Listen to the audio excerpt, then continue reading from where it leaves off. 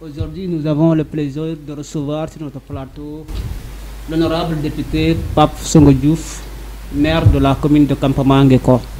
Monsieur le maire, bonsoir. Bismillahirrahmanirrahim. Bonsoir, mes amis. Permettez-moi aussi de saluer la population du département de Mbour, la population du Sénégal, de saluer aussi le président de la République, son Excellence, le président Macky Sall, et le coordinateur du département de Mbour, M. Omar Youm, et M. le président de l'Assemblée nationale, M. Moustapha Niasse, et notre président de groupe qui est Aïmirou Ning, en saluant aussi les chefs de village, chefs de quartier, mon imam Ratib de Ngekor, les imams et aussi les curés et les labbés qui sont dans le département et dans le Sénégal, et saluer aussi le Oumma islamique et aussi la communauté chrétienne. Je suis né dans la commune de Ngekor. J'ai fait des études primaires jusqu'à CM2. À ce moment-là, il y avait un de mes amis. Vraiment, quand j'ai quitté l'école, je n'étais pas vraiment content. Mais à ce moment-là, il n'y avait pas beaucoup de classes. Donc, le système, c'était zéro redoublé. Donc, nous n'avons pas eu la chance d'être redoublés. Et un de mes amis m'a dit, l'école n'est pas le seul métier. Alors, je me suis concentré pour apprendre un métier qui était un métier de chauffeur. Jusqu'à l'âge de 18 ans, quand j'ai eu mes 18 ans, je suis allé dans l'armée pour servir mon pays. Après avoir quitté l'armée, je suis allé... j'ai fait le business, le commerce entre la Gambie et la sous-région, le sous-région, je veux dire. Quand j'ai fait ce business-là, bon, Dieu m'a aidé. Bien sûr. Après, j'ai eu quelque chose pour aller continuer mes affaires aux États-Unis. Je suis allé aux États-Unis en 1989. Quand je suis allé aux États-Unis en 1989, j'ai commencé à vendre dans les rues de New York. Bon, après, j'ai réfléchi, je me suis dit qu'il faut que j'apprenne la langue. Je dois retourner à l'école pour étudier. Alors, j'ai retourné à l'école pour étudier l'anglais et d'autres choses, et pour avoir aussi un métier. Je me suis contenté dans le métier de l'hôtel, et j'ai eu la chance d'avoir un boulot. Vous connaissez l'hôtel Hilton, chaîne Hilton, Doubletree et les grands hôtels. J'ai travaillé là-bas de 1990 en 1900, je crois bien, en 2000 et quelques, avant de retourner au Sénégal. Donc, je continue à présenter en Wolof. Je suis aux États-Unis en 1989. Je suis allé à l'hôtel Bobu, di jàng ci benn école, ba yàlla def ma sutura, ma liggéey ci benn hôtel bu na Doubletree chaîne hôtel, Hilton, Doubletree Hotel, Embassy Suite sax la commencé woon d'abord. Yàlla def ma ci jàng di liggéeyaale di jàng di liggéey bu yàlla may ma liggéey ci hôtel boobu. Yàlla ubbi ma fa wërsëg aussi, ma daje fa aussi président Abdoulaye Wade à ce moment-là. Le président Abdoulaye Wade, quand il était venu à New York, il a demandé aux Sénégalais ce qu'ils veulent investir. Bon, je me suis présenté. Bon, je lui ai dit, monsieur le président, moi je veux investir sur l'agriculture. C'est une très bonne idée parce que nous on travaille sur Hunger Africa Fit Africa, c'est-à-dire Afrique Fit Afrique. L'Afrique doit nourrir l'Afrique. Donc, pour l'agriculture, c'est quelque chose qui sera bien pour le pays. Donc, il faut revenir au pays, s'investir sur l'agriculture. Bon, quand je suis revenu, j'ai eu des problèmes de terre.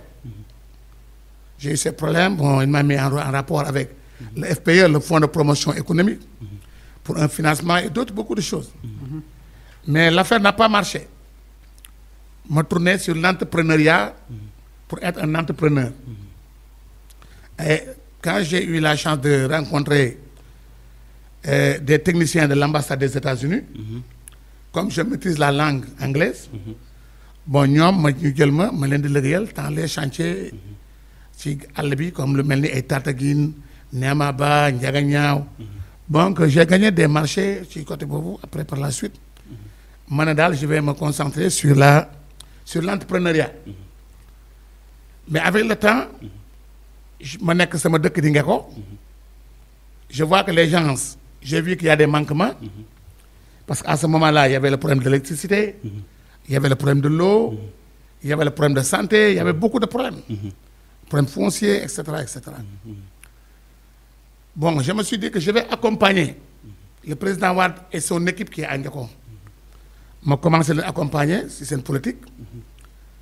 Jusqu'à 2009, un frère, Ibou Diouf, qui était le leader, je le remercie au passage, nous avons des élections municipales, nous avons des élections yoyou. Bon, comme mandal, dama wara jakarlo wat ak gaay donc nako préparer dès maintenant. Ma préparé ko dal di né PDS la bok. Comme le maire qui était là-bas, il était du parti, comment dirais-je, du PDS, mais dafa ñëwon du PDS, muy le maire Abou Ndiaye, que je remercie au passage. Abou Ndiaye nek PDS, ma nek PDS. Élection 2012 yop, ñu def ko le coordinateur. Mankas, il y a co-coordinateur, deux coordinateurs maintenant. Abou Ndiaye et Pape Songo Diouf. Comme il était le même maire, un maire est puissant dans sa ville, Pape Diop, il était le président de l'Assemblée nationale, non, il n'y aura qu'un seul coordinateur et ce sera le maire Abou Ndiaye. Man damay bàyyi politique. Ba ma damay bàyyi politique, sama ñi ma àndal bañ ne ma non du fi dal politique doo ko mën a bàyyi. Il faut tu vas continuer, tu vas aller jusqu'au bout. Parce qu'à ce moment-là, ce n'est pas le moment de quitter le PDS. Nous convaincre moi jusqu'à... Alors, je me suis dit que d'accord, nit am na loo xam ne ni ñekk moom ci yow, mais accepter leen continuer les élections. On a gagné en 2012 les élections. Quand on a gagné en 2012 les élections, au premier tour, le deuxième tour, on a perdu. Quand on a perdu les élections en 2012, ils ont félicité Abou et m'a laissé tranquille. Man grawul. C'est bobu la am intention créer un mouvement. Mané légui man bokkutuma ci benn parti. Jusqu'aux ba ñu amé demel élection municipale, comment dirais-je, les élections législatives, pas les locales, parce qu'il y avait les législatives. Bon, législatives yi ñëw, le président Ousmane Tanor Dieng que yalla c'est de la yaxam. Ousmane Tanor Dieng nee ma alors dama bëggoon nga jàppale ñu ci élection législative. Il y avait Omar Youm mu ma seet si woon nee ma dama bëgg nga ñëw APR. Ma ne ko monsieur le ministre c'est pas le moment. Laissez-moi travailler après man dinaa ñëw APR. mu ne ma non nan ngay def ma ne su ma gagné élection locale yi jox naa la sama kàddu je vais vous tendre la main. Mais pour le moment, je vais vous accompagner sur les élections législatives, vous allez gagner ça, Inch'Allah. M'accompagner sur les législatives, ils ont gagné. Local jot, ma def coalition taxawu askan wi. Ma ànd ci population nga ko, jeunes filles, jeunes garçons, ànd ci femmes yeeg ñëpp financer des groupements de femmes. Ñu ànd liggéey jàppalante ba yàlla may ñu ndam lu rëy ci élection 2014. Le président Macky Sall ma tàll ko loxo mu recevoir ma. Monsieur le Président, à travers Omar, je n'ai pas besoin que vous me donniez de l'argent, je n'ai pas besoin que vous me donniez des voitures, je n'ai pas besoin que vous me donniez un dommageant ou des privilèges. Tout ce que je veux, c'est mon parti, c'est Ngeko. La population de Ngeko, de nous manque le mari. Je vais vous dire, monsieur le Président, à mon hôtel de ville, 80% de la population n'ont pas l'accès à l'électricité. 80% de la population n'a pas l'accès à l'eau. 80% de la population, ils ont des problèmes de santé. Expliquez, vous comprendre. Automatiquement, le ministre Omar Youm, pour l'hôtel de ville, je vais débloquer 90 millions, nous commençons à tabac. Moi, l'hôtel de ville, c'est quelque chose. L'État, les financements de l'État. Le président Macky Sall mu ne dana la boole ci programme de la Banque mondiale pour l'eau de Ngeko de 3 milliards 500 millions, un château de 1100 mètres cubes et 2 forages de 250 débits. Lolo le moy defal ci Ngeko. Mu boole maag le ministre de l'énergie tous les quartiers périphériques qui sont à Ngeko ma électrifié ko ma ne kon sama mission réussir naa ko ma tàll président loxo nee ko nag soxlu ma dara defal nga ma Ngeko.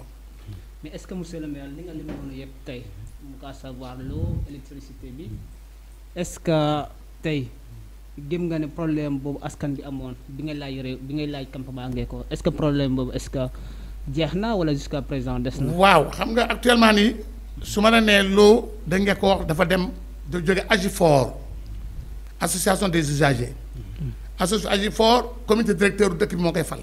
waa Ngeko ñoo dajee ñu ne diw yoon nañu wóolu ci ndox mi. mais nee na on a des professionnels de l'eau qui est la Sen'Eau. Sen'Eau ñëw nañu ñu ngi war a démarrer normalement ci ñoom li ñu wax. à partir du 1er septembre war nañu mën a commencer fonctionner. di jox dëkk bi ndox.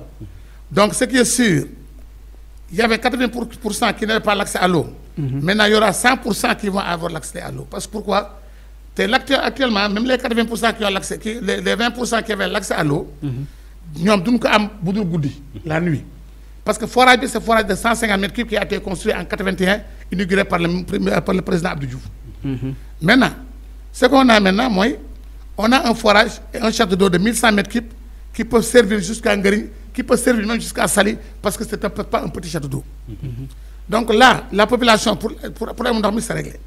Problème électricité bi dugal nañu lu bari l'éclairage public vous avez vu Ngeko nu mu leer léegi. Donc le président Macky Sall nous a beaucoup accompagné ci politique de développement ci wàllu électricité ak yu dem noonu. Maintenant ndax mat na à 100% nag.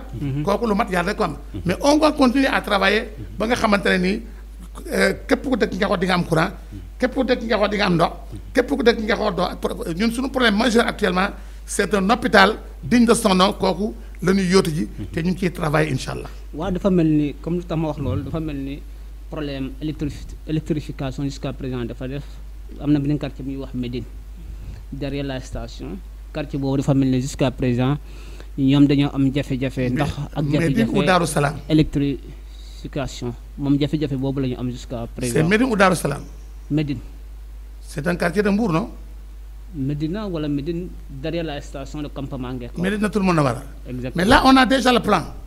Le plan ça est dans mon bureau. natt nañ ko mais tey mënoo xëy nga électricité dëkk bi yëpp.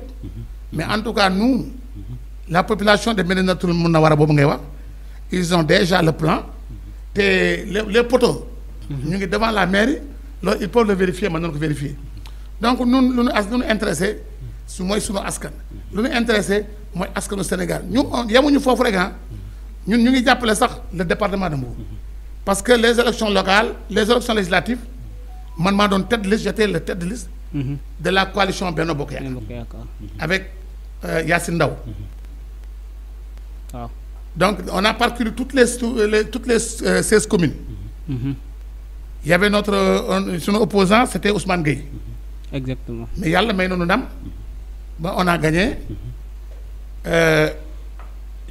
les 15 communes sur 16 Saly la ñu gañewul woon mais de Diass Popenguine Ndayane Sindia Ngaparou Somone may remercier ces maires yi liggéey ba loolu ngan mu am Sandiara Mbour Joal Ndiaganiao Sessène Thiadiaye Nguéniène Malicounda qui a un bon résultat Sandiara mais Fissel Mbadane tout ça fait partie des communes yoo xam ne on l'a gagné te on l'a gagné largement grâce au maire qui était là-bas ñu def fait un excellent travail après yàlla may ñu ndam on a gagné ces communes c'est pourquoi je suis devenu député quand j'étais la tête de liste départementale de Mbour.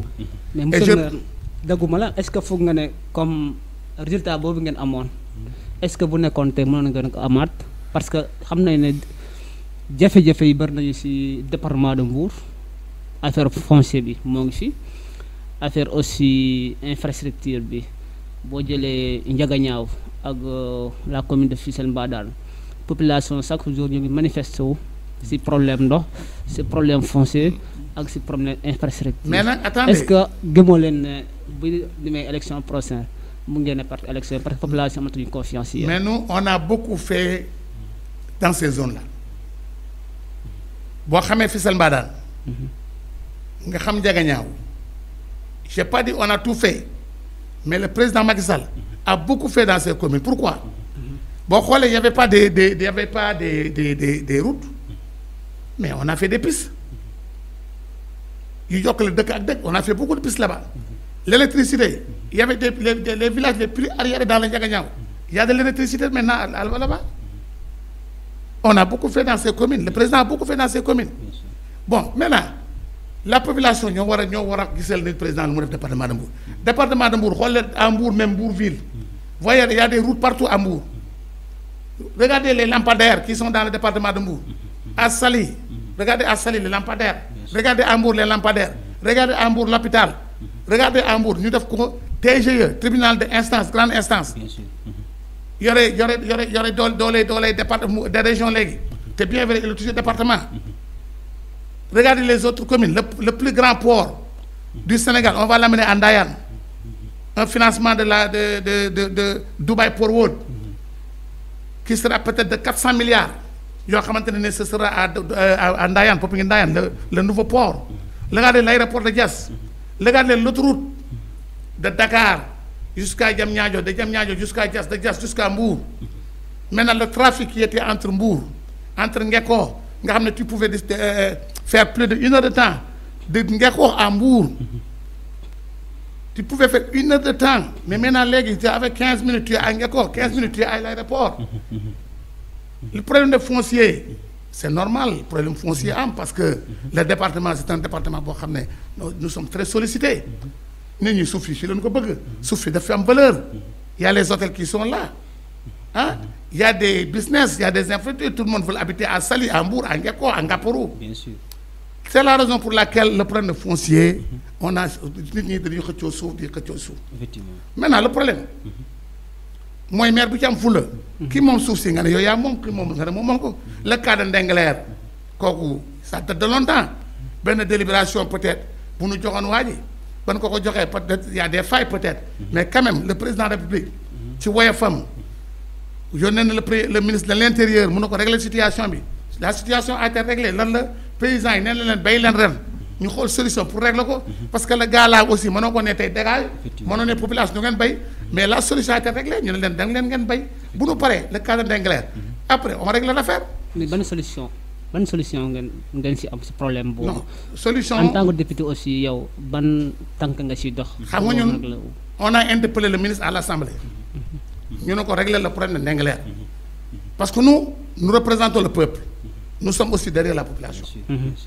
Quand on a interpellé le ministre, nous avons dit qu'il faut régler le cas d'Angleterre le plus rapidement possible. Parce que Ndengler, c'est nos parents. Ndengler, c'est la population. Ndengler, c'est des paysans qui aiment travailler pour vivre. Donc nous ne les baillons non, nous les dimbalé. Exactement. Dimbalé, c'est quoi? Sauf ce même pour faire que nous retourner, nous on est pour ça. Qu'on les retourne les terres, parce que le gars là, le projet de Fougnon, parce qu'il y a beaucoup de projets qui projets arrangent la population. Parce que tu viens de dire un projet qui a embauché pour 10 personnes, ces 10 personnes là, peut-être 10 familles les donnent, ils perdent, nous sommes d'accord. Nous sommes d'accord, moi, le projet est problème économique, il faut mais nous mais nous sommes d'accord. Mais un projet qui est la population, nous ne sommes pas avec ça. Vraiment, parce que même quand on est nous avons vraiment de l'efficacité dans votre travail. Parce que quand vous avez 3 semaines, 4 semaines, 1 mois, etc. Mais nous avons le gouvernement a mesuré toutes les dispositions nous font expliquer l'efficacité. L'efficacité, moi, le président de la République, c'est quelqu'un qui écoute le peuple. Et nous sommes représentants du peuple. Je remercie Serengay, on me à l'Assemblée parole, le député Serengay.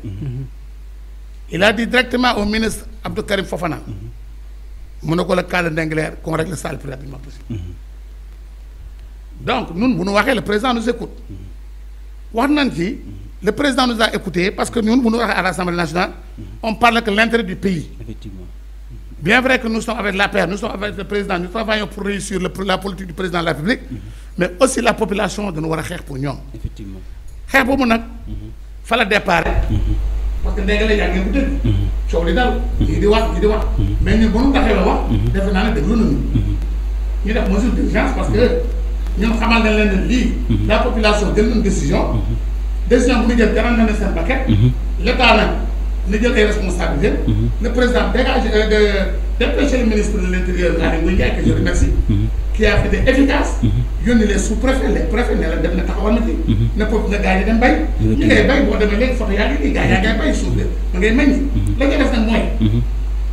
règle ko définitive moo ci des te loolu du siyee la l'année prochaine bu section bu bee. bien sûr di ngeen ñu déglu à l'Assemblée. ñu wax ci incha allah. bien sûr. monsieur le maire. kon population Ndingler mën nañu tey ne dans un avenir proche. suuf boobu ñu joxoon Babacar Ngom nañ ko jox ñu jox ko population bi si say wax bu ñu basé dafa mel ni loolu nga wax. dama ne. du man maa joxe suuf. du man maay nangu suuf. mais dama ne man dama ne ci côté population. di leen xel su ma sañoon di delloo leen ko su ma sañoon mais dëkk bi on est dans un pays de droit. on est dans un pays boo xamee la loi est là. on ne peut pas le violer. maintenant le bailleur ki ñu ko jox. ou bien le promoteur. xaw ma yan condition la amee nee na am na bàyyi am na nangam am na nangam am na nangam. mais que su ma ko. am na dégg-dégg yu ci def. mais nous ce qui nous intéresse. en tant que député. en tant que représentant du peuple. nous ne voulons pas voir notre population souffrir. nous luttons pour ça. bien sûr. c'est la raison pour laquelle. ñu ne ñun du ñu gënal ñun li ñu gënal laal la. néew ma li am. li ñu gënal mooy. suufu Ndingler. ñu jëlaat jox ko béykat yi. ñu ko ne di ci bay ba benn projet bu mag ñëw. comme li mel ni Guana yeneen ak yeneen. ñu ne population bi. terre yi day leen béy ci biir di ci dund. pour mën a dekkal seen économie. mais mënoo ñëw fekk nit. muy gagné 100 francs. wala muy gagné junni. nga indi fa projet ba tax mu gën a ndóol. loolu ñun laa leen d'accord. effectivement ok. mais est-ce que gëmoo ne en tant que député. waroon nga mën a dem nga def ay recherche si comme di nga ne dossier Ndingler xamoo nan la ñuy joxee suuf bi. mais en tant que député en tant que représentant du peuple toogal peut Sénégal yëpp mais département de Mbour si assemblée nationale gëmee woon ne waroon nga mën a def ay recherche si dossier boobu ba nga mën a xam quel est le véritable problème pour ngeen mën a régler problème boobu. l'information jàll na ci lépp. quand le gars de Sédima génn na il a monté nañ ay bail. wala na délibération boobu joxoon. voilà c'est ça aussi. sur 200 hectares. effectivement l'information boobu l'information bi ni ñu ko jotee nan ko jotee. bien sûr bien sûr c'est ça. bon information bi ñëpp jot nan ko. mais ñun parce que le problème beneen problème moo ci ne. le problème de découpage. am na ñu ne suufu Ndingler boobu. Ndiaga ñaalu bokk si ngeen moo ko délivré. 200 hectares. ñu ne 300 hectares la waa jël 200 hectares na ko jot. c'est beaucoup dana mel. bien sûr. kon loolu jëm si rek problème boobu ñun ñoo ko yëngu doon ñun ñëpp. voilà ndax découpage ba. est-ce que si la bokk. est-ce que Ndiaga ñaa la bokk. mais ñaari frontière la. donc là beneen affaire la mooy li ma la wax moo tax ma la ñun. nous sommes à côté du peuple. bien sûr le président il est à côté du peuple. bien sûr lu gis bu gisee président lu mu def nii. xam na ne askan bi ñor na ko. voilà askanu Sénégal ñor na ko. bien sûr le président Macky Sall.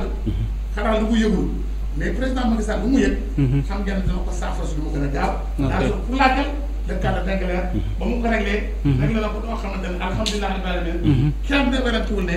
président na mu def Ndingler ak na mu réglé Ndingler. am naa yaakaar ne. loolu tuutiwul. bien sûr voilà doogu mën a sax parce que président de la république sax ci cas boobu noonu mettre na en place benn comité de pilotage benn comité de recherche scientifique pour que ñu mën a jël cas bi ci en main bu fee le découpage ñi wax ne suuf ñii ñoo ko moom wala ñëlee ko moom il paraît que président de la république boo gisee sax maanaam dossier bi ñu tegal woon ko jël na benn formé na benn des chercheurs des experts yoo xam ne ñoom ñooy def maanaam délimitation bi.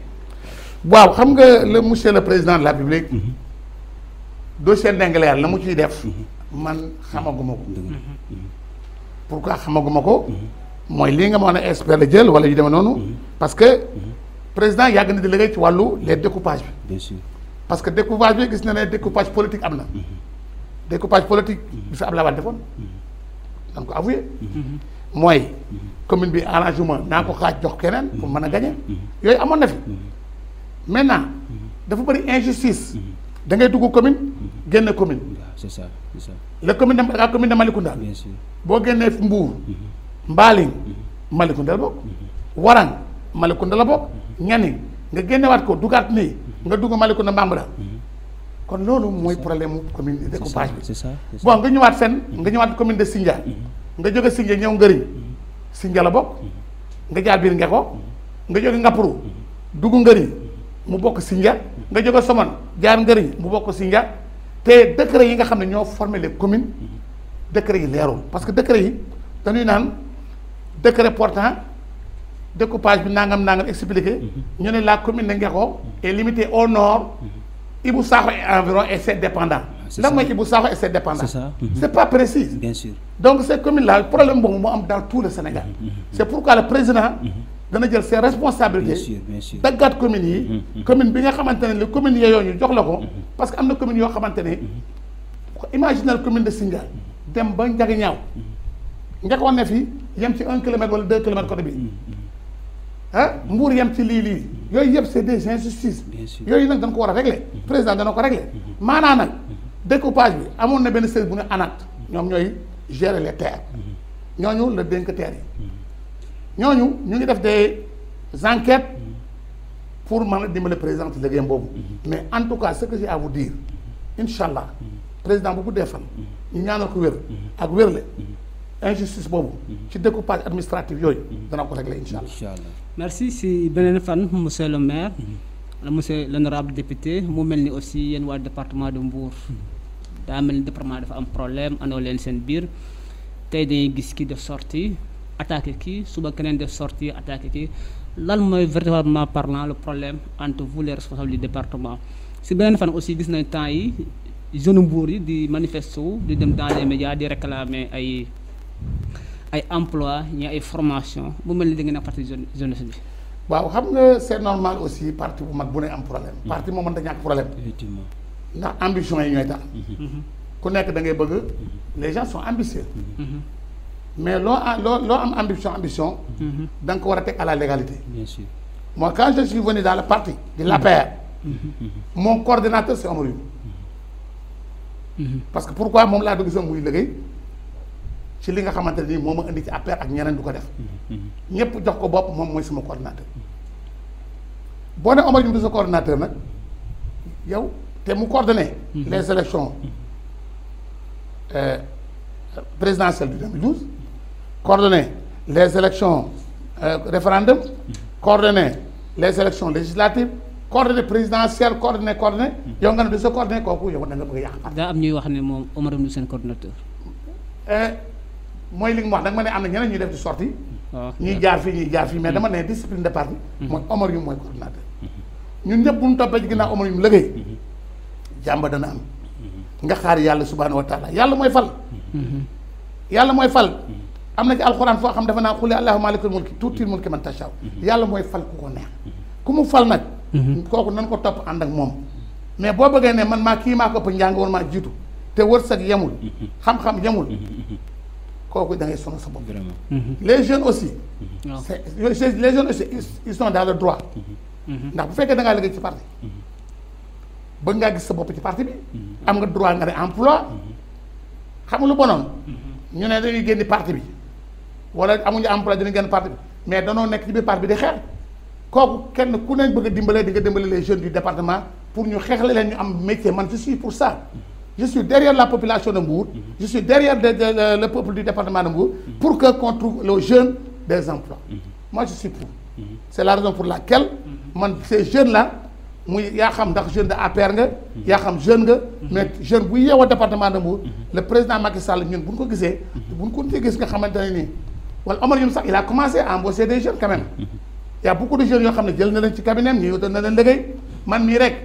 15 personnes dugal naa leen ci li nga xamante ne mooy autoroute à péage bi ñu ngi fay liggéey di daan seen doole ñoo xam ne ñii bac la ñu am na sax ñu amul bac ñu ngi gagné presque 200 quelques mille par mois kooku c'est quelque chose quand même man rek en tant que député j'ai fait ça ak autre chose yoo xam ne def nañ ko vraiment c'est à saluer loolu c'est important il faut le faire parce que nous sommes là pour la jeunesse nous sommes là pour la population nous sommes là aussi pour créer des emplois parce que le président la politique du président Macky Sall pour l'emploi de 10 000 jeunes ñun ñoo ko ci mën a accompagner privé bi ci la bokk leneen ci la bokk il faut ñu créer ay privé ñu investir xale yi di liggéey loolu on va le faire on va le faire moi je suis derrière ces jeunes qui réclament emploi man maa ngi seen ginnaaw te et puis c'est important vraiment dogguñu la sax ci côté boobu la ñuy duggee parce que on a fait quand même des recherches sur votre personne parce que bu ñuy invité nit quand même dinañ def vraiment quelques sondages surtout yow responsabilité yi nga xam ne gàlloo nga ko muy député doublé de maire mais en tout cas. En même temps deuxième vice-président commission des finances à l'Assemblée nationale. Très bien, c'est ça. Merci pour en même précision. temps président de la commission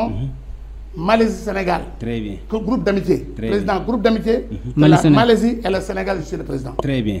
Voilà léegi sondage yi ñu def vraiment liñ def population bi parce que maire dafa nekk poste yi nga xam ne moo gën a naqaree occupé fii le poste d'un maire mais ñun sondage bi ñu def man daje naag sax benn maire keroog mu ne ma wax dëgg yàlla Pape Songo Diouf bu dee cadre liggéey rek liggéey maanaam nit folli ko dina yomb xanaa moom mooy bëgg a toog rek ba délibéré ne bëggatumaa nekk maire mais bu ñu demee si vraiment si ay mbañ gàcce ga ñun Pape Songo Diouf wax dëgg yàlla ñun mënuñoo gis maire bu ko gën a kii man nag je ne comprends pas qu'est-ce qui explique votre force sur ça. Voilà man nag liggéeyuma pour ñàkk falu liggéeyuma pour bañ a falu parce que nee naa la yàlla mooy fal.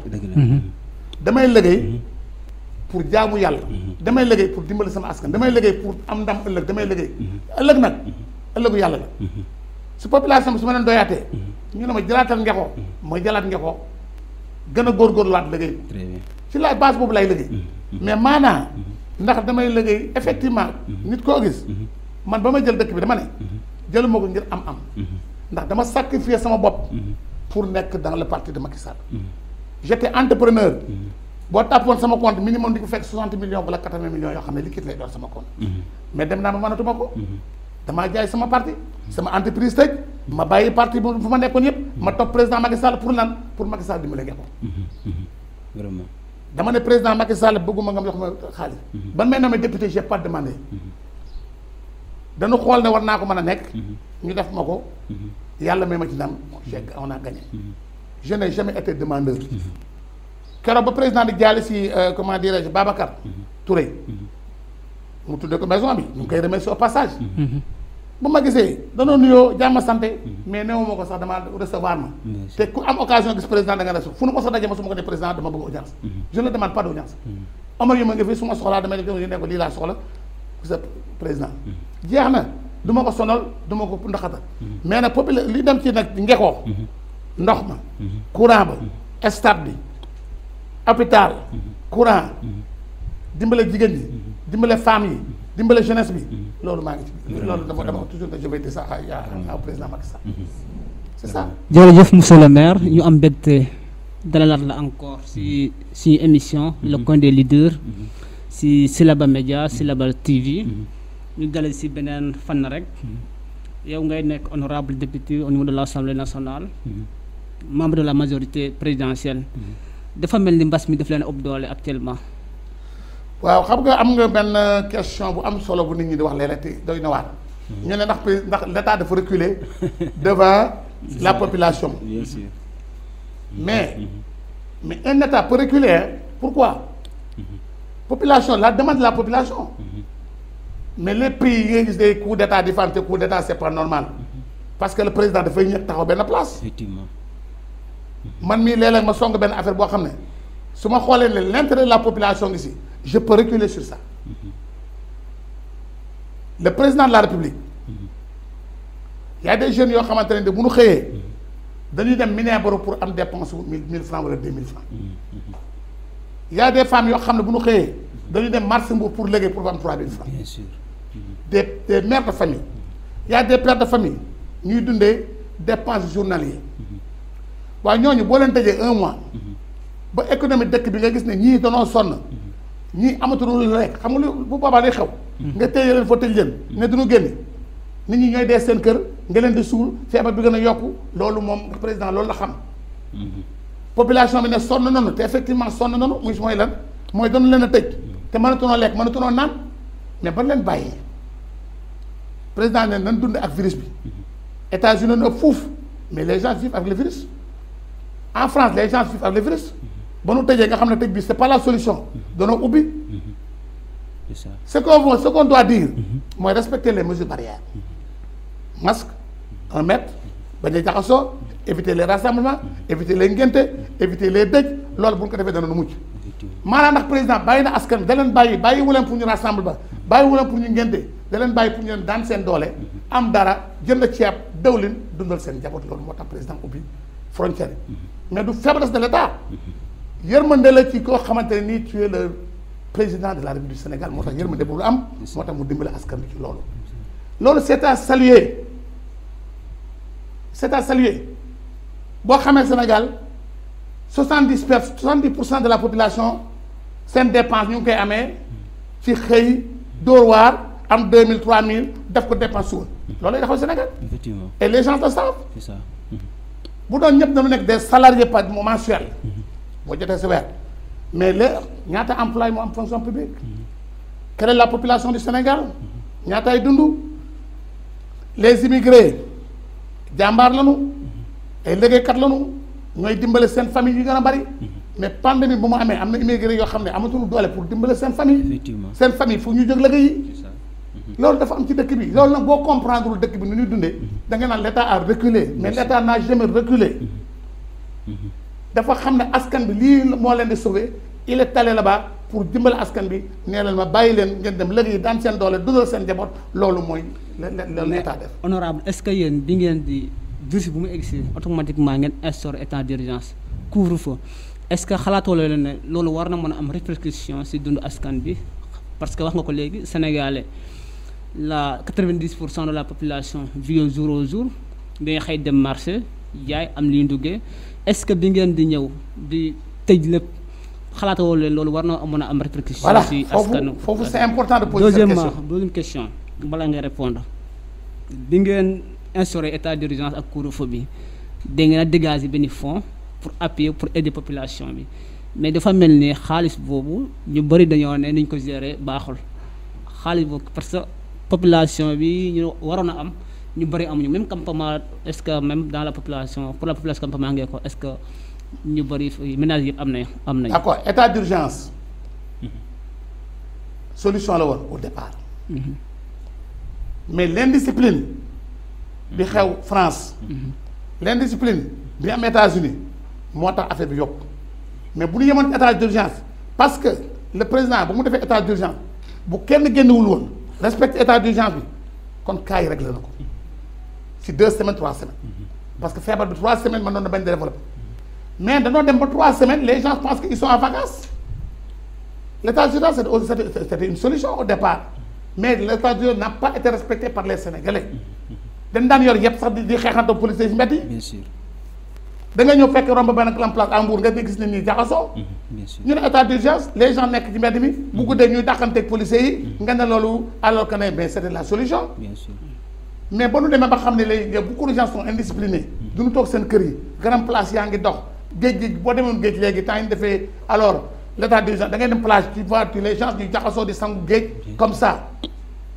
mais c'était au départ si c'était bu ñu fekkoon on l'avait respecté kon feebar bi jeex na fi mais on l'a pas respecté beneen bi nous à l'Assemblée ba nu voté le président Macky Sall pour dépense yi nga xamante ni mën na dépenser les 1000 et quelques milliards ñu wut ko pour mu dépenser sans pour autant que mu demande Assemblée avis wala ñu woteel ko wala ñu def loi de finances rectificative nous l'Assemblée on l'a autorisé ces dépenses fan la dem dépenses yi ñu ne nan ko jox néew ji doole ji néew ji doole ji mooy ñan am na lu ñuy wax RNU registre national unique mooy ñi nga xam ne ñoo jot bourse familiale Bien sûr. ñi jot bourse familiale ñu ne ils sont prioritaires nga ñëw commune bu mel ni nga xoo ñu ne y'a 1900 familles 1942 familles yoo xamante ne nii war nañ leen a jox bourse familiale ñu ne 1100 bi ils sont dans le RNU les 842 dañ ko war a ni ñuy waxati tànn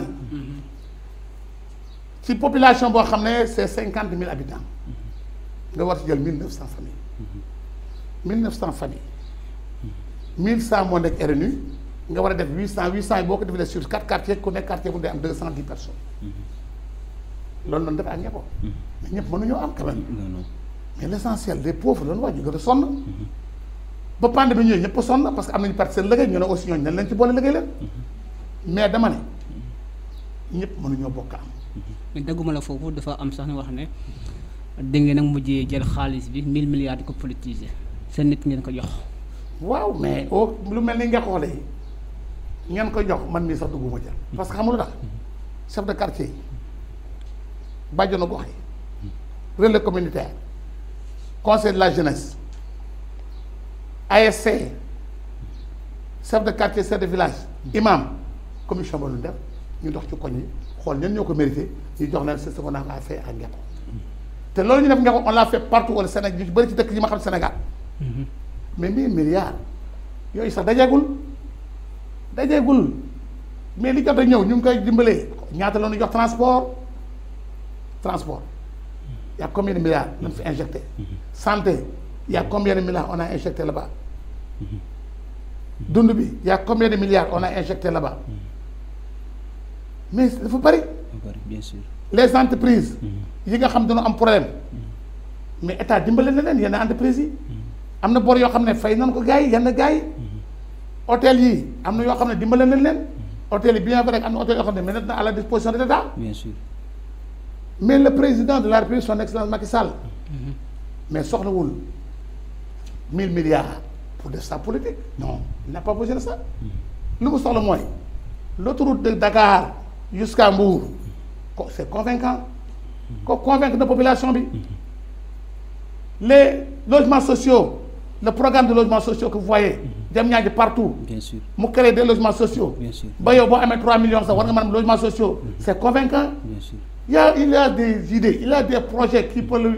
bu doon day dem 3e mandat da koy am mais nag bu ma laaj tax day dem 3e mandat wala du fa dem mais en tout cas dama ne liggéey na loo xamante ne nii mën naa am sax 5 mandats c'est ça bien sûr parce que mu ngi liggéey mu ngi jox nit ñi kër mu ngi jox nit ñi logement mu ngi dundal mu ngi gérer dëkk bi normal te gis naa ne politique am fu mu teg tànkam bu ko teggiwul ñun ñii ñoo koy demandé waa sa ëllëg moom bu bëggul sax ñu ne kaay mais nag quand même ñoo xam ne monsieur le président de la République son excellence Macky Sall il est en train de faire un excellent travail pour le pays nit ñi ñoo xamul lu muy liggéey lan la c'est ça opposition bi fi nekk ñoom ci seen bopp am na li nga ma laaj sànq xam naa da nga ko fàtte sax naa la fàtte yaa ngi may laaj élection locale yi yaa ngi may laaj aussi ci wàllu jëm ci wàllu comment dirais-je yooyu dana ci ñëw mais dama ne opposition bi fi nekk pareegul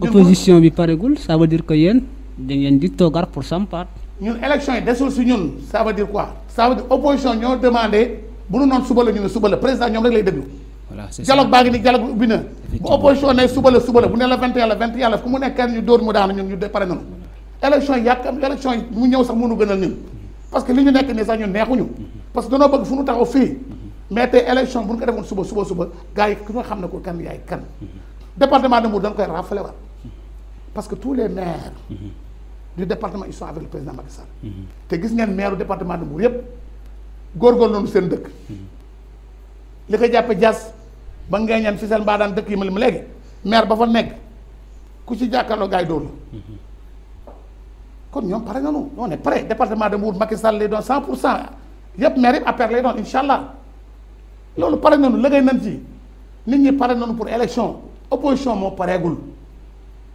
bu paree nag bés bu nu paree ñoom bu nu noon ne dans 2 mois 3 mois ñu dem élection pare nañu c'est ça parce que dafa mel ni même commission électorale bi commission politique dialogue national mercredi passé Famara Ibrahima Sagna bu ko jiite dafa convoqué woon réunion pour ñu reprendre dialogue bi si réunion boobu lan moo si lan la si tànk waaw xam nga dialogue bi vraiment ñu ngi koy rafetlu ki ko président jox muy Famara aussi c'est quelqu'un qui a l'expérience c'est quelqu'un aussi qui écoute toujours les gens te je pense qu'il va réussir sur sa mission le président Macky Sall jox na chance opposition bi nee leen léegi yéen lu ngeen d'accord je suis d'accord waxtaan leen ba jub lu ñu d'accord si dialogue bu ñu ko indee mu tegu ci yoon ñu dañ koy accepter bien sûr mais un bon président noonu lay def te Famara ci loolu léegi liggéey dialogue nag du benn fan du ñaari fan ñetti fan mais lu nu mën a tënk lu nu mën a def lan fa wax keroog ak lan fa tënk yëpp ñëpp la concerné parce que dara na buuti dara ump leen amul dara lu ñuy làq-làqal la ja ëpp solo nag mooy datu élection yi ñu fixé woon comme ni nga ko waxee le 21 mars. waaw élection yi 21 mars ñoom bu ñu ci d' accord président d' accord na ci. c' est pas le ministre de l' intérieur moo koy reporté. c' est le dialogue national moo koy reporté ak les opposants bii passé ba nu ne élection day am. opposition ñoo ne may leen ñu defaraat nangam ak nangam. c' était pas le président Macky Sall loolu nit ñi dañu ko xam il faut nit ñi xam ne report des élections jógewul ci président Macky Sall. il faut les gens le comprennent. bien sûr. Le report des élections. Macky Sall bu demoon élection maire suba il va gagner les élections. Législatives c'est plus compliqué. te il a gagné les législatives.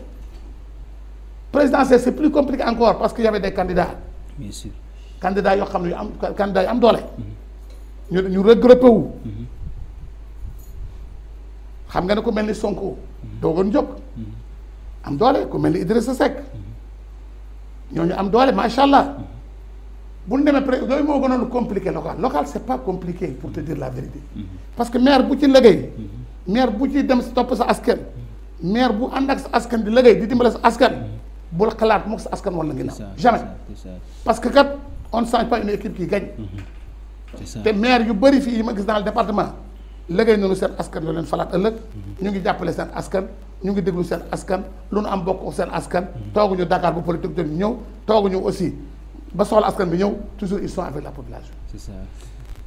monsieur le maire daal daa mel ni yéen pare woo leen parce que askan bi dañoo considérer ne sax looloo tax ngeen di repousser waat élection yi pour gën a préparer pour gën a pare. kan moo repousser élection yi dafa tax Macky Sall d'après toi kan moo repousser élection yi. waaw non c'est pas le président Macky Sall. dialogue national bi ñoom ñooy fixer date yi actuellement c'est le président. c'est ça.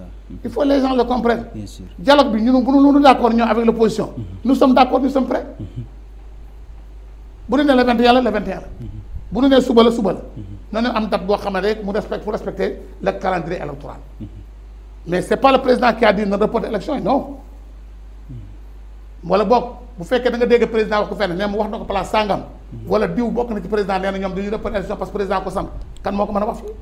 wax ma ko wala nga wax ma ko.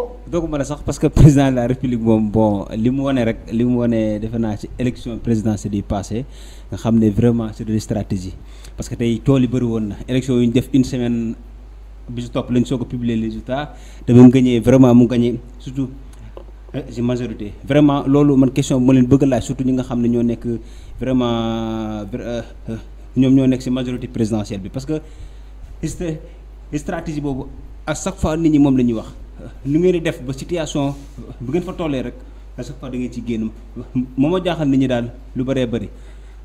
te day réussir foo xam ne tamit man kenn du ko fa xaar à chaque fois day réussir foo xam ne kenn du ko fa xaar coole day bëri ba ñaan dina wàcc du wàcc mais boo seetloo day régler situation bi vraiment de la plus belle manière. waaw xam nga dañu neexee coow li ñu amul baag ñoo koy indi. coow li ñu amul baag ñoo koy indi. mais le président de la République dafa liggéeyal Sénégal. lu tax Sénégal yi wóoluwaat ko. déggoon nga Dakar. suñu résultat dafa yokku. bien sûr bien vrai que Dakar on avait des difficultés à Dakar. mais en France on avait des difficultés. En Europe bien sûr c'est ça. aux États-Unis en Italie. les diaspora. parce que les communication bi. ñoom lañu jotul woon. communication bi moo desoon. c'est ça. mais ba nu commencé communiquer. ci li président di liggéey. communiquer ci xolam communiquer ci yërmandeem communiquer ci bëgg réewam communiquer encore fu mu war a jëmee Sénégal. communiquer ak fu mu yóbbu Sénégal. mais les gens li nga xam ne am nañu vision. ils comprennent que c'est l'homme qu'il faut. ñu joxaat ko chance mu gagner. mais c'est ça amul secret y a pas de secret.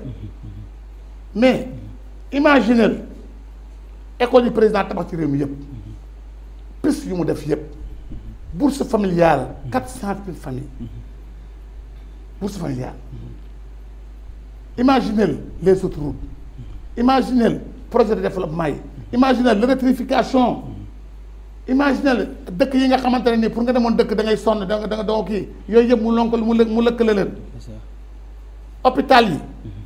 nañ leen jàppale. nga ko ñam ci wàllu justice ñu mu jàppale magistrat yi. jàngalekat yi indi ay points ne point sangam mu ñëw honoré point yooyu.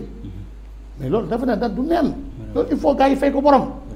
parce que déglu askan wi jàngalekat yi ñaata yoon leen téye ci ay points yoo xam ne dañu ko doon demandé président honoré loolu dégg li fi jàngalekat yi wax déggatoo ko nga ñëw ci wàllu lan côté boo ñëw crédit hôtelier ak yeneen yoo xamante président nga ci. bien sûr mais loolu il faut yooyu du mënul leer.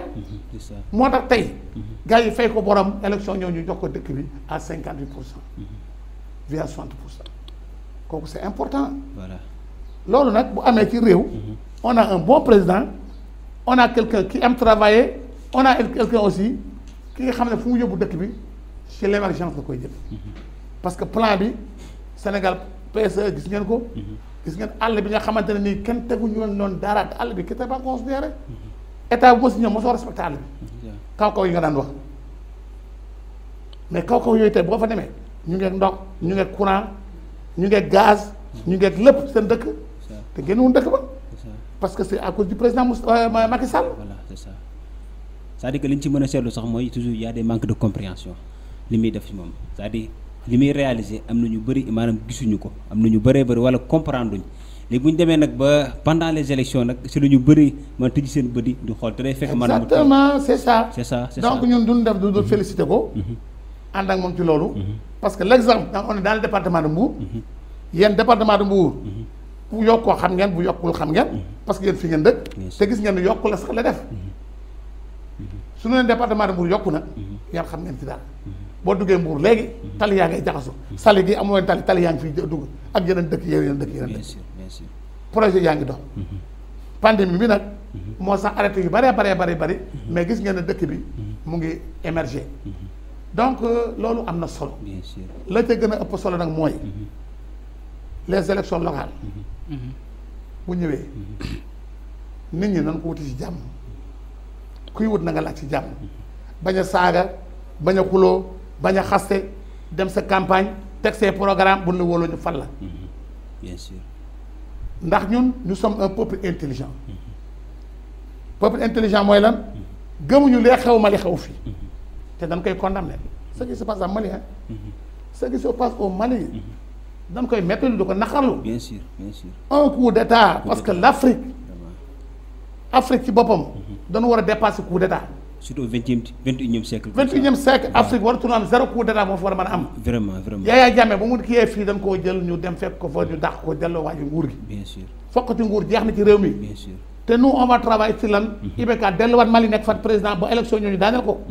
loolu moo war a am Mali moo war a am fépp. coup d'état na fi jógee. coup d'état c'est pas quelque chose boo xamante ne yëfu nit la. Mais pour cette crise malienne, est-ce que xalaatoon ne aussi on doit pouvoir régler la question du troisième mandat et aussi les présidents élus doivent chercher avec en tout cas comment collaborer wala comment discuter avec la population pour apaiser la situation dans ce pays-là. Il faut prendre parce que l'exemple de la Mali, du Mali par exemple, excusez-moi, est patente. Mais aussi bu ñu continuer nii si yeneen pays yi nga xam ne aussi gars yi ngi demandé troisième mandat l'exemple de Côte d'Ivoire ak Guinée Conakry problème yu am Mali mën na amaat foofu est-ce que il n'est pas temps que la CEDEAO mu régler la question des troisième mandat. bon xam nga dëkk boo dem am na lu ñuy wax constitution moo ko tënk mais c'est pas seulement l'Afrique ñooy def 3 mandats. Il y a d'autres pays qui le font. bien sûr bien sûr. C'est pas que les États-Unis 2 mandats am rek Sénégal 2 mandats wala fële 2 mandats. France Sénégal beaucoup de pays maintenant nag. mais beaucoup de Réglé nañu pays problème mais pas tous les pays. pays boo dem constitution moo ko tënk. pays boo dem dafa am ay loi ak ay droit. mais nag États-Unis yi ni ñoom nee na ils ont fait l'erreur d'élire le président Trump. bien sûr. ñoom loolu la ñu wax de ñu ne dañoo juum fal Trump.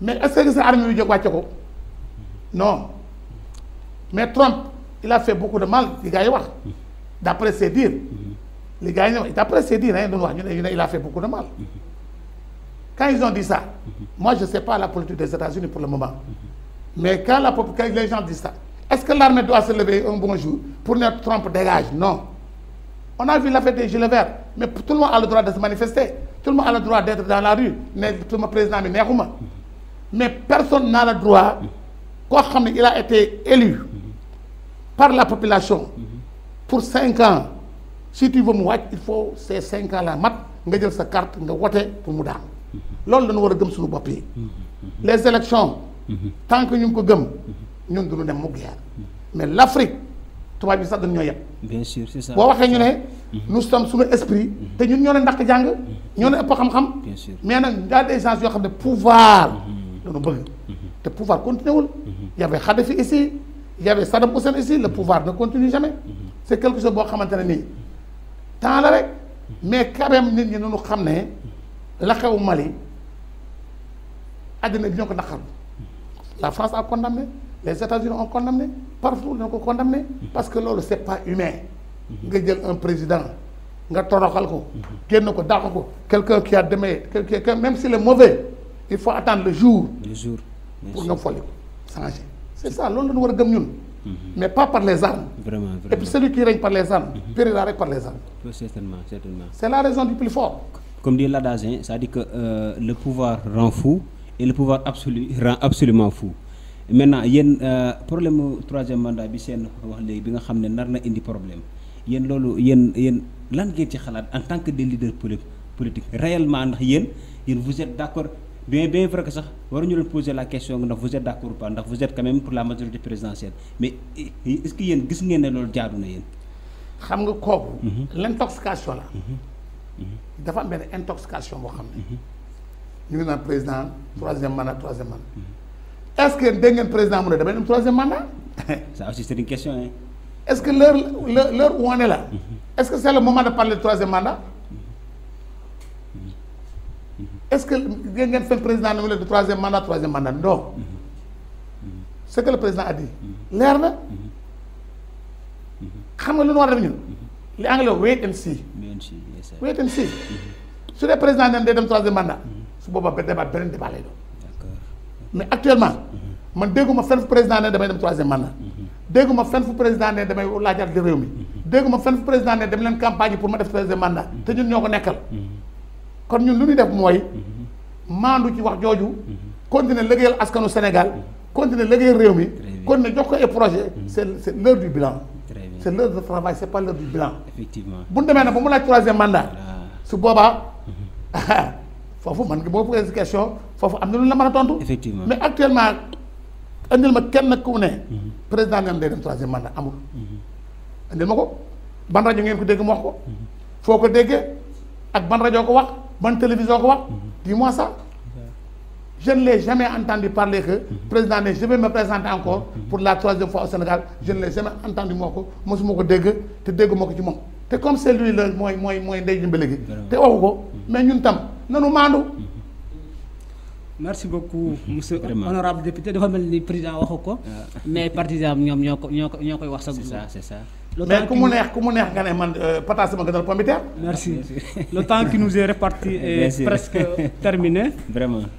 Nous allons terminer sur la dernière question. Le 1er septembre prochain, État bi dafa décider étudiants yi retourner ci classe yi pour mën a terminer année bi est-ce que xalaatoo leen ne avec mbas mi ni mu demee ci biir réew mi loolu mën na gën a tax virus bi law ci biir Sénégal. waaw mais boo xoolee au niveau mondial. les activités am na yu wàññeeku mais am na yoo xam ne. mënoo ko bàyyi xoolal par exemple Ligue des champions tu commences à suivre les matchs. Ligue européenne tu commences à suivre les matchs. on doit vivre avec le virus loolu le président wax. vivre avec le virus nag il faut respecter lu mu wax les mesures barrières. 1 mètre masque di raxasu gel yooyu moo ëpp solo fu mu nekk. effectivement mais nit ñi aussi. mënuñoo toog nag xam-xam bi di fay. ma ñëw rek mënuñoo toog nit ñi bañ a jàng. c'est ça mënuñoo toog ba nu nee examen. dafa am ñu bañoon. mais def nañu COP démb. élèves yi def nañu COP ak jàmm est-ce que dégg ngeen cas est-ce que gis ngeen si cas. gisuma ko gisuma benn élève bu nu wax ne am na cas. gisuma benn élève bu nu wax ne ba mu demee examen def na cas. gaa ñaa ngi jàng classe examen ngi jàng léegi nga def BFM ñëw léegi bac bi ñëw mais après bac bi les mesures qu'on a pris ba def le COP. les mesures qu'on a pris ba def la bac les mesures qu'on a pris ba war a def le BFM. c'est ces mêmes mesures qu'on va prendre pour école ubbi xale yi mën a jàng. c'est ça mais boo xoolee. par rapport ak situation bi ñu gisoon l'université Anta Diop par exemple à Dakar plus de 100 000 étudiants ces 100 000 étudiants parfois bu ñu bëggee dugg restaurant yi dañuy di se santé di ran di buuxante nga bëgg a exposer ñooñu nga yóbbu leen chambre yi aussi si biir chambre yi plus de 10 jusqu'à 12 personnes dans les mêmes chambres. Ils reviennent des régions différentes où en tout cas pandémie bi bien sûr la pandémie est présente. ñooñu nga bëgg ñu dugg si oto yi voyage de région à région retrouver à Dakar dans les mêmes chambres dans les mêmes classes et dans les mêmes restaurants.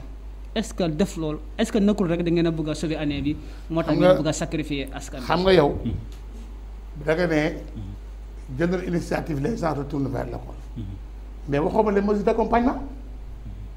Retourner à l'école il y a des mesures d'accompagnement.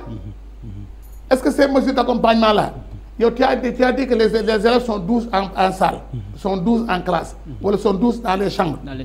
Mais est-ce que amul beneen solution bu ñu mën a def est-ce que état bi tegu ko parce que état bi cuunewul. bien sûr c'est ça bu ñu nee dañ ubbi le premier ça ne veut pas dire que la fa nekkoon noonu la ñuy jàngiwaat parce qu'il y a des mesures quand même il y a des mesures d'accompagnement comme on l'a fait avec le COP comme on a fait avec le bac mais loolu quand même on va le faire mais loolu da nga war a xaar ba nga xam ne xam nga nit ñi lu xaar parce que les gens aiment parler mais état nee na le premier mais la bonne question mooy quelles sont les mesures d'accompagnement de l'État surtout ça pour éviter 12 dans les chambres pour éviter rang bi ci ceeb bi est-ce que loolu day continuer pour éviter aussi combien ils seront en classe est-ce que les gens vont s'asseoir comme ni nga ko doon def bu njëkk ba c'est ça la question est-ce que état pare na pour loolu mais ubbi na le 10 rek les opposants naan le premier dafa ubbi nangam dañuy sacrifier mais c'est pas intelligent ce qui est intelligent mooy monsieur le président quelle est les mesures d'accompagnement pour pouvoir sauver ces élèves-là ñu mën a dugg classe di dem sans pandémie bi. effectivement man foofu laa gisee. vraiment wala boog. vraiment. merci chers téléspectateurs tey ñu amoon mbégte daal honorable député Pape Songo Diouf maire de campement Ngékokh ma partagé woon plateau bi avec sama homologue Daouda Ly technicien. monsieur le maire ñoo ngi lay nuyu. di la remercier ci présence bi. di remercier aussi sama technicien nekk ci ginnaaw. sa dernier mot. waaw sama dernier mot day doon remerciement d'abord. ci Silaba Média. Silaba Média. di remercier sama jarbaat. ak yaayam Mami Ndour. di remercier sunu xarit.